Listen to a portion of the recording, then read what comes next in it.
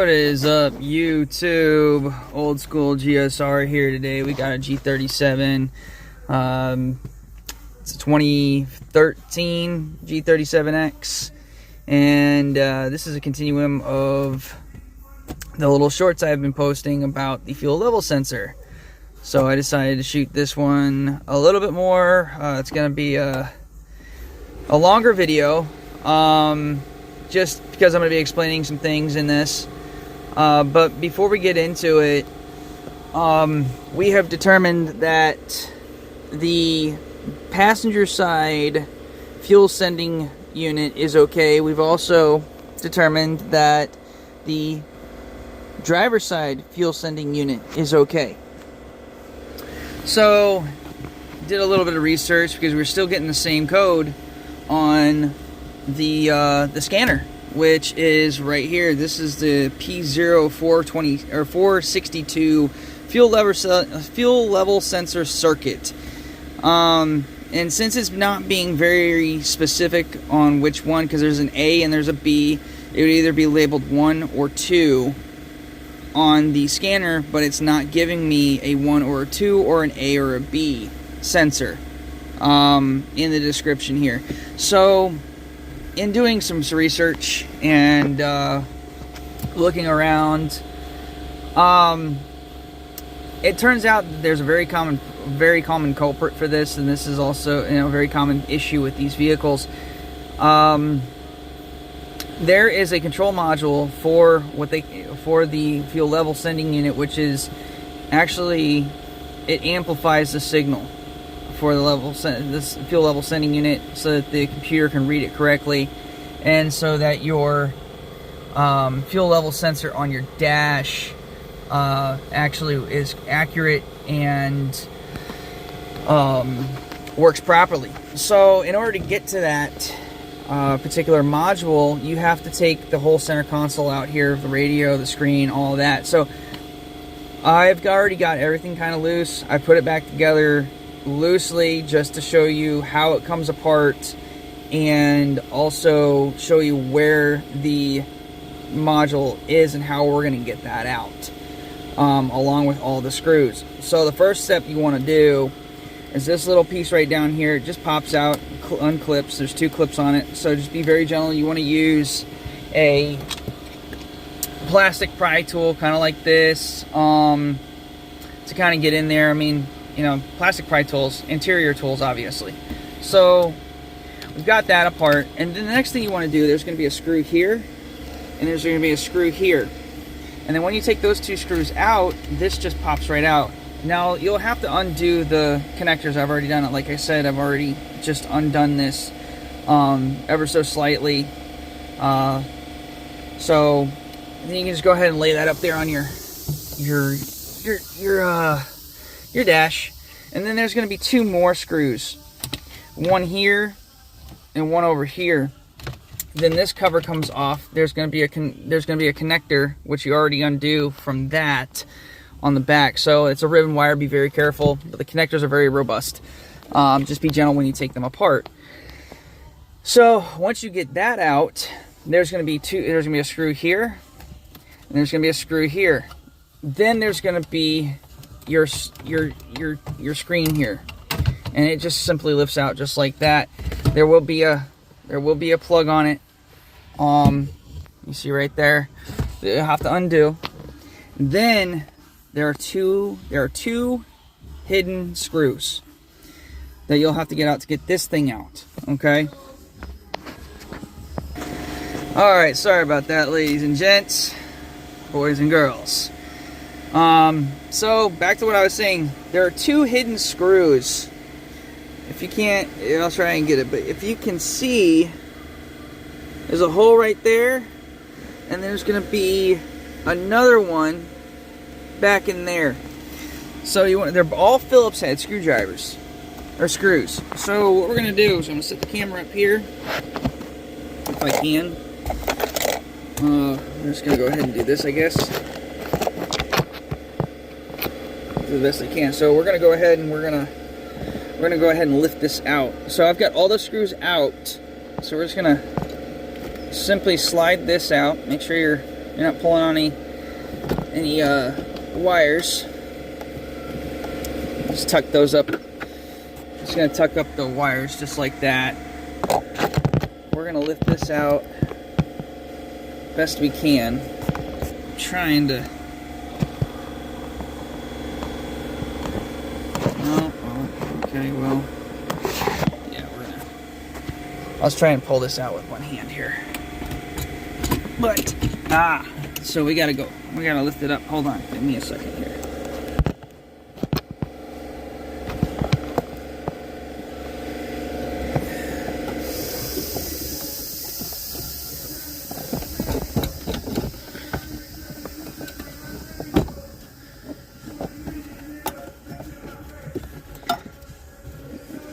Stay out of the way. Darn wires. Okay, we're going to tuck you up like this since you want to go that way. Okay, we're going to grab that. Okay, there we go.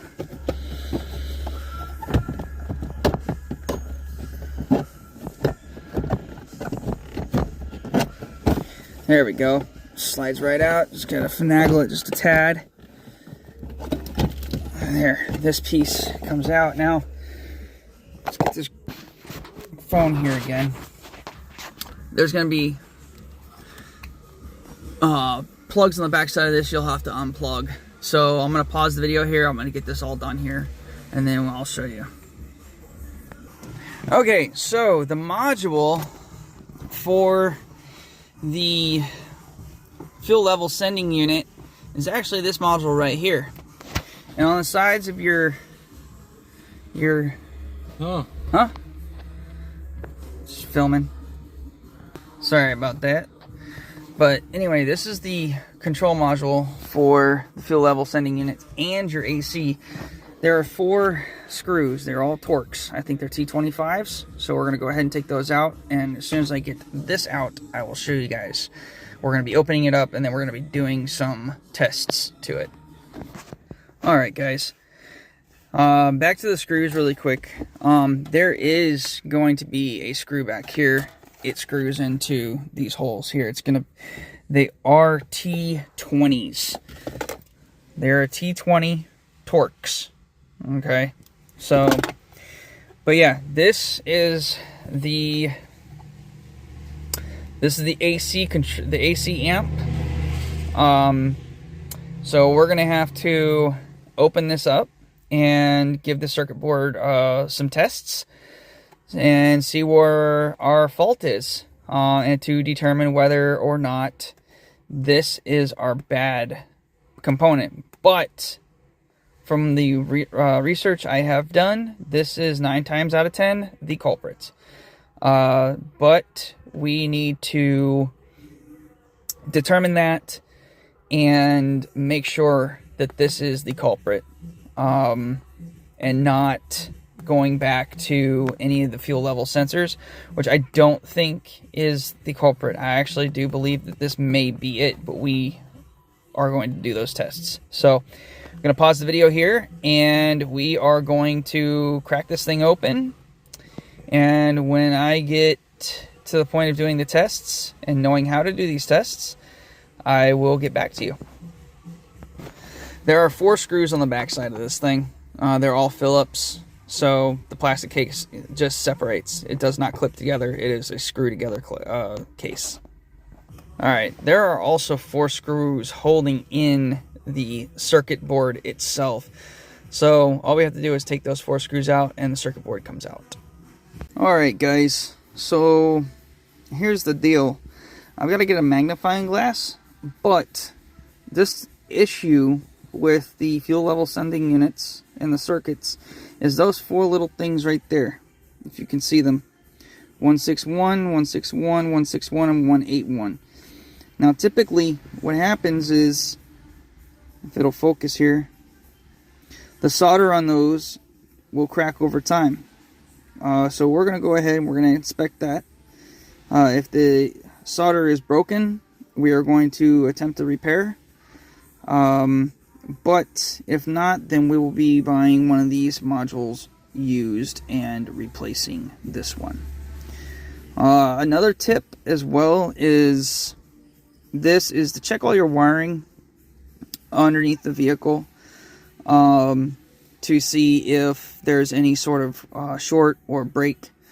I don't suspect that, but I will be going back and I will also be checking that myself to see if there's any broken wires, shorted wires, or anything like that. But I will really suspect it might be this circuit board with those 4 little resistors there.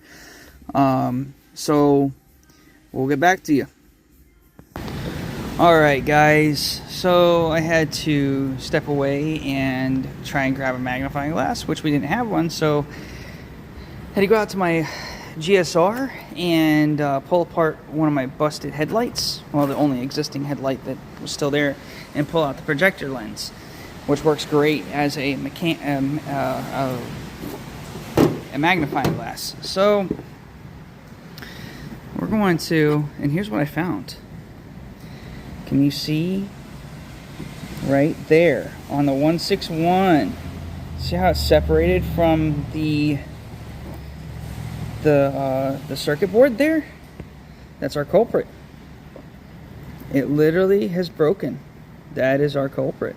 So yeah, we're gonna go ahead and solder that back up, and that's gonna fix our issue. All right, we had to repair 3 different contacts, but we got it done. That's the final result. All right, YouTube, we are back to the reassembly stage. We're getting ready to test this thing out to see if our repair worked. So I will tune back in and let you know how it works after everything's back together. All right, guys, we have this all put back together, as you can see, except for this little piece here. I'm leaving that off just in case I have to take this all back apart again. But we have it back together. We got the vehicle powered on. As you can see, it is reading low on gas. Typically when that module fails, that thing is going to read full, past full. But we were just after the code, but I did notice that when throughout the time I was testing it, it was above full the whole time I was doing my diagnostics and figuring things out.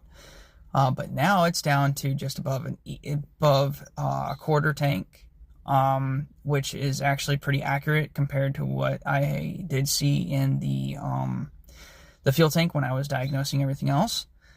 So I believe that we may have fixed the issue. We're getting ready to clear the codes out, and then we're going to turn the vehicle back off and turn it back on to see if that code came back. So yeah. All right, guys, check engine light is off, and we do not have that code anymore. The issue is fixed. Let's go. Let's go.